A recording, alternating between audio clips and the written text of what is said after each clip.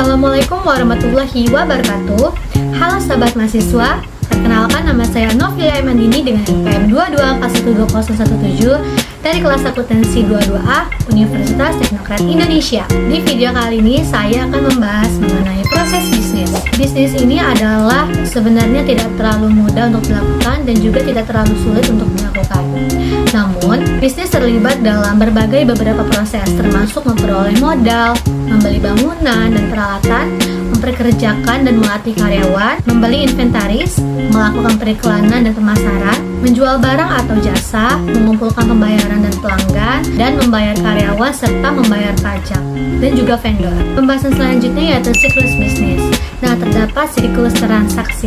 Jadi, transaksi adalah aktivitas yang dilakukan oleh suatu bisnis untuk memperoleh, memproduksi, dan menjual barang dan jasa.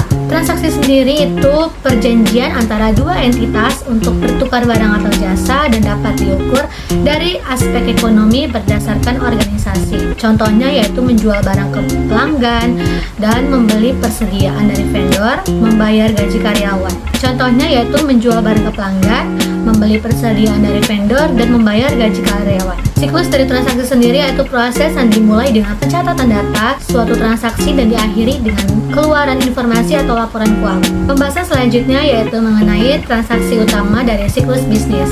Yang pertama siklus pendapatan, yang kedua siklus pengeluaran, yang ketiga siklus produksi, yang ketiga siklus SDM atau penggajian, dan yang terakhir siklus pembiayaan. Nah, di sini saya akan menjelaskan mengenai siklus pendapatan. Jadi, siklus pendapatan itu interaksi dengan pelanggan, kemudian menjual barang atau jasa, dan memperoleh uang tunai. Nah, siklus pendapatan yaitu memberikan barang, kemudian kita menerima uang tunai. Yang kedua yaitu siklus pengeluaran. Jadi, siklus pengeluaran ini interaksi dengan vendor, kemudian menjual barang atau jasa, dan membayar secara tunai. Nah, kalau misalnya kalian pernah dengar ada barang, nah itu sangat menggambarkan dari siklus pengeluaran. Nah, jadi siklusnya adalah yaitu memberikan uang tunai dan kita akan mendapatkan barangnya. Yang ketiga yaitu siklus produksi.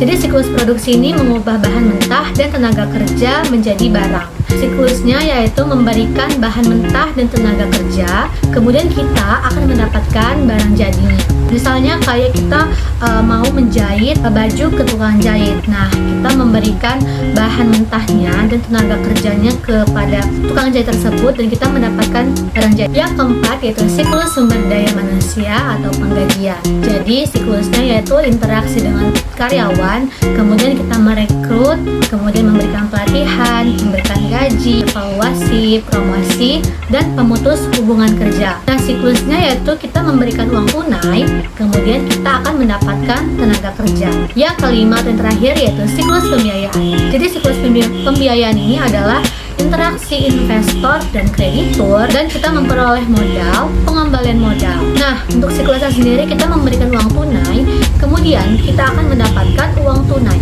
Nah, itu dia materi dari peran sistem informasi akuntansi dalam rantai nilai. Sekian dari video kali ini. Bila saya ada salah kata, saya mohon maaf. Wabillahi taufiq wal hidayah. Wassalamualaikum warahmatullahi wabarakatuh. See you in the next video.